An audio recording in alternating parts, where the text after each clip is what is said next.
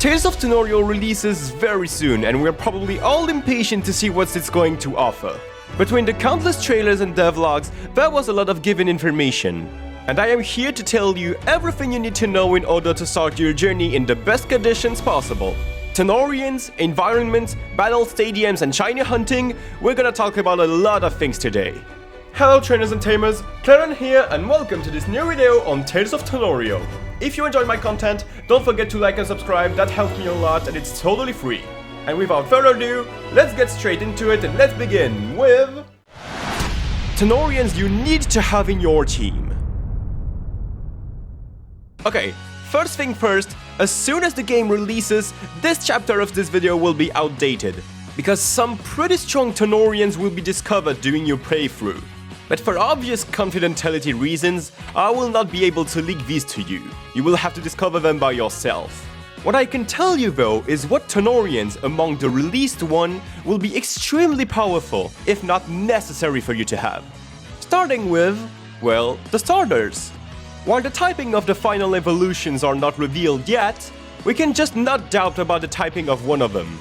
And it will most likely be the strongest starter. Why that? Well, because it's obviously Grass and Cosmic. And if you don't know about the type chart yet, there you go.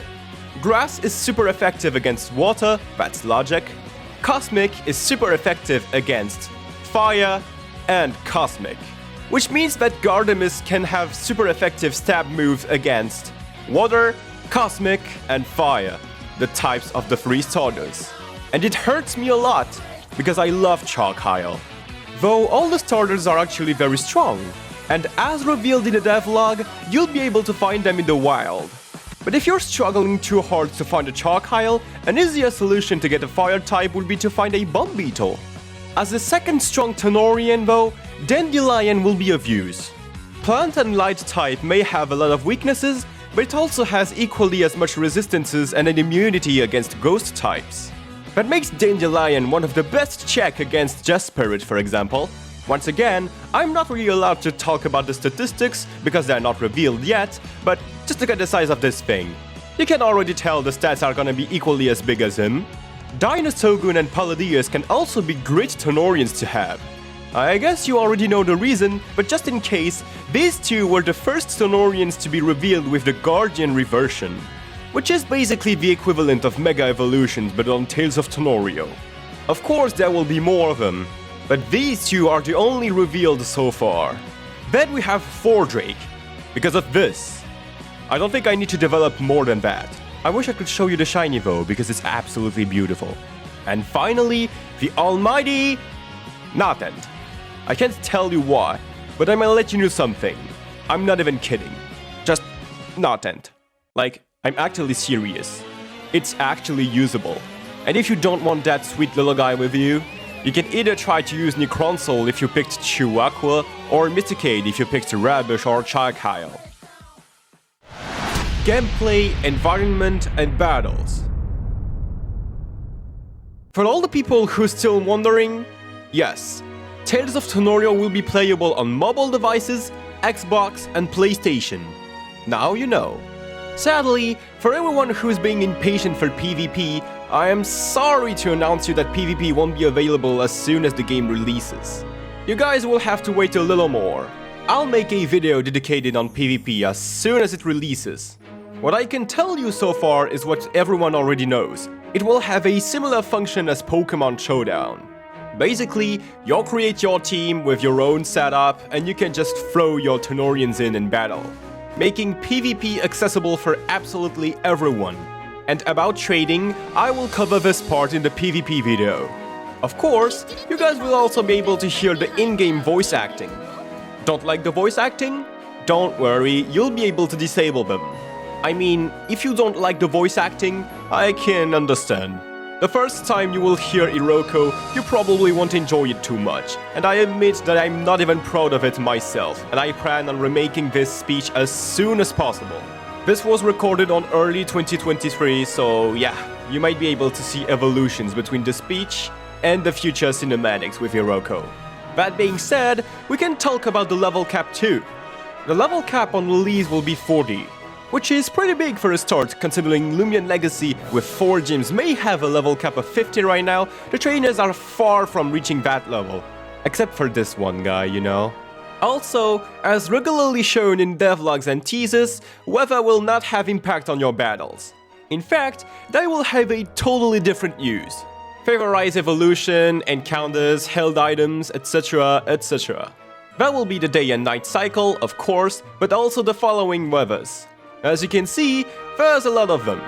And I'm pretty sure there's a mention of the new moons somewhere. I just couldn't find it. But yeah, if you want to complete your Turnopedia, you better get ready to get outside regardless of the weather. Man, thankfully we don't have tornadoes. Rapture is also a game mechanic that is basically the equivalent of raids in Pokemon Sword and Shield. Raptures will have their own video in the future, so stay tuned. And finally, I already mentioned it before, but you will also have to work on getting all the Order in Chaos form. Because, as you can expect, Palladius and Dinostogoon won't be the only 2 reversing Tanorians over here. And about Guardian Reversion? Battle Stadiums. As soon as the game releases, you guys will have a lot of things to deal with in terms of battling strong tamers. Most of you already know it, but there will be 3 battle stadiums upon release. Along that, Stadium Superiors are here to receive you with good manners. Rhea with her fighting type Tanorians, Manzi with her water type, and Alabaster with his metal types. And now you all know that they have Guardian form Tanorians. So you better come prepared or you're gonna have a bad time.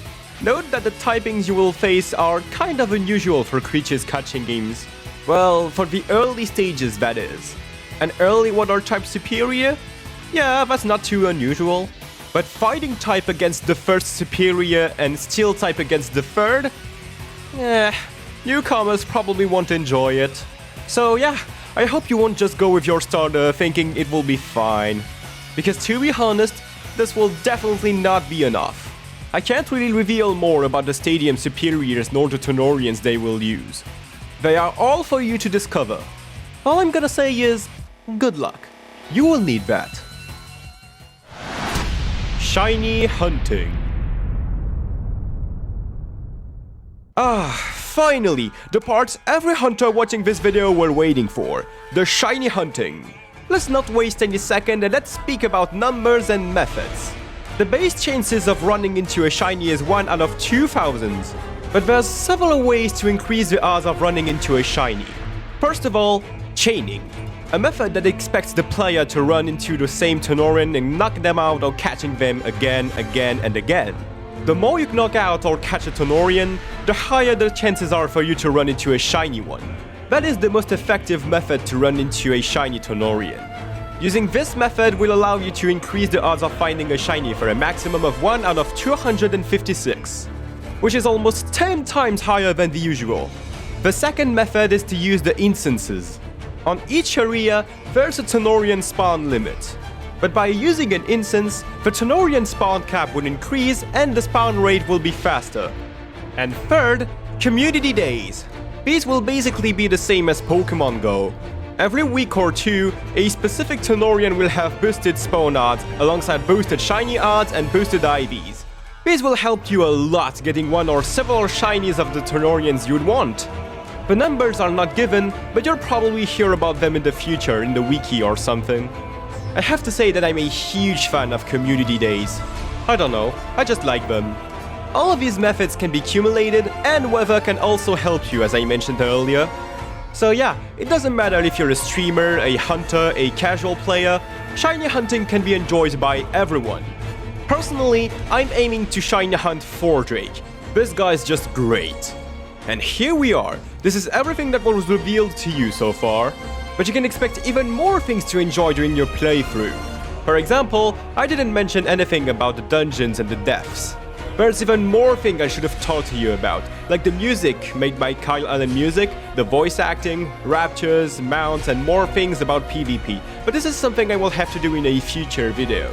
I really hope you guys will enjoy Tales of Tanorio. The entire team worked so hard on this game for the past few years, and it finally comes to release. And I have to say that I'm really happy to be part of this team. That being said, I will see you all on stream when the game releases, and I really hope to see you there. And until then, keep up the training because the hunt never stops!